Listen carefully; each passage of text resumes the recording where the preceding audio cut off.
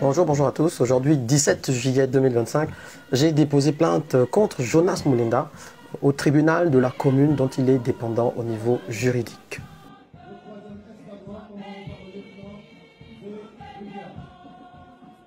Non, la cybermendicité n'est ni un métier, ni un plan de carrière.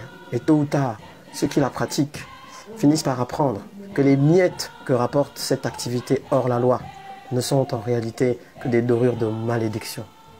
J'ai certes mes défauts, comme tout le monde, et qui n'en a pas. Il faut le reconnaître, nous ne sommes tous que des humains. Mais il faut reconnaître une chose, c'est que je n'ai jamais été ni à vendre, ni à acheter. Et lorsque le gourou Mweni, que je salue, m'a porté plainte en France, parce que je l'ai appelé gourou et qu'il s'est senti diffamé, j'ai fièrement répondu à l'appel des autorités judiciaires, confiant en ce que j'étais bien organisé et que j'avais avec moi et pour moi l'exception de vérité et l'exception de bonne foi. J'ai gagné ce procès ici en France, à Grenoble, et vous le savez. Vous avez beaucoup dit, vous avez beaucoup fait. Moi, je n'ai rien dit. Parce que, comme on dit chez nous, la course des enfants, c'est le matin. J'ai gagné ce procès et j'ai gagné le respect. Parce que, ignorant que j'étais à l'époque du destin de lanceur d'alerte que je venais d'embrasser, j'ai pris le temps de me cultiver, de m'informer et de me former pour comprendre ce que j'avais ou pas le droit de faire, quelles sont les méthodes, quelles sont les lois en vigueur. Mais vous, comme Pharaon, vous vous entêtez dans l'Égypte de vos délits. Certains croient échapper à la loi et à leurs responsabilités en devenant des SDF, des mercenaires SDF. Mais même sur Mars, vous répondrez de vos actes devant qui de droit? Quand je vois certains se vanter en public qu'ils ne respecteront pas les lois du pays et qu'ils récidiveront avant même leur comparution, contre, disent-ils, paiement de quelques amendes, alors même que les peines encourues vont jusqu'aux peines de prison, 1 an de prison par exemple, le harcèlement, le cyberharcèlement, et des peines de prison également pour d'autres délits tels que les injures ou la diffamation avec des circonstances aggravantes, touchant par exemple à l'origine ou à la sexualité de la personne ou même à l'opinion religieuse. Je me dis vraiment, toute chose porte en elle-même ce qui va la mener vers sa fin.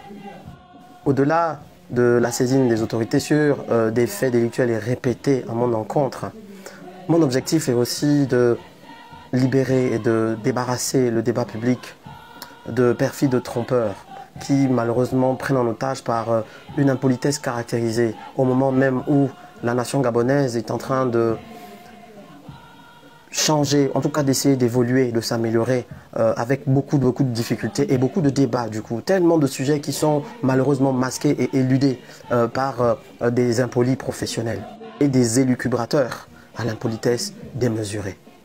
Au passage, je tiens à féliciter quand même des groupes de débats contradictoires tels que les groupes WhatsApp Édifice commun, je salue tous les membres, également Bâtissons ensemble, également les groupes WhatsApp et Telegram du copier citoyen qui existent même bien avant la transition.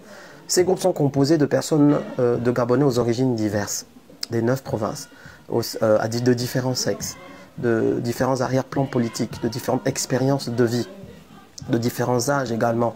Et ces groupes, malgré le fait que parfois ils sont pris en otage par ces mêmes belliqueux, ces groupes quand même font la promotion du débat contradictoire. De ces mêmes groupes ont émané d'autres groupes de débat toujours, mais portés sur les médias tels que le groupe Débat Contradictoire TV+, dont l'objectif est de permettre de construire ce débat contradictoire et de le porter sur la chaîne TV+. D'ailleurs, vous avez pu en voir la matérialisation au travers des débats contradictoires que vous voyez tous les jours sur TV+. Cela est renforcé, sinon à la source depuis ces espaces où des débatteurs contradictoires de diverses opinions ont pu être piochés durant notamment la période avant le référendum et même depuis le dialogue national inclusif.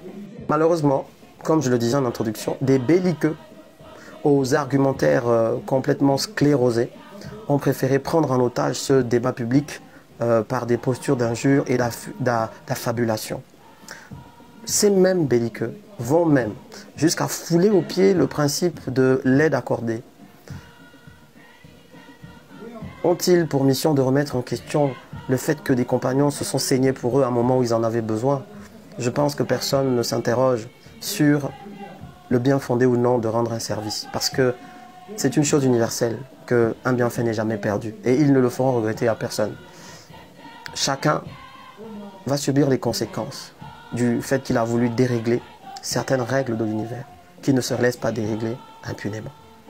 C'est également un message aux hypocrites professionnels qui laissent souvent que des attaques soient diligentées contre des personnes, mais qui, lorsque l'on essaie de remettre de l'ordre, viennent en grand conseiller pour indiquer telle ou telle orientation.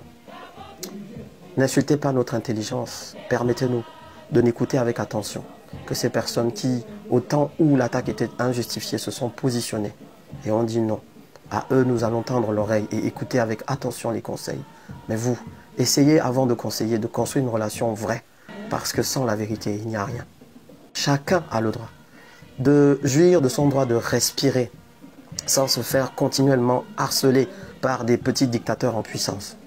Même personne, c'est même certains qui ont accepté la miette maudite des éternels fossoyeurs de la nation. Les éternels fossoyeurs de la nation qui sèment le poison et répandent la peur. Et ces certains sont devenus complices même des tentatives de déstabilisation de leur propre nation que pourtant ils disent défendre. L'histoire avec grand H jugera.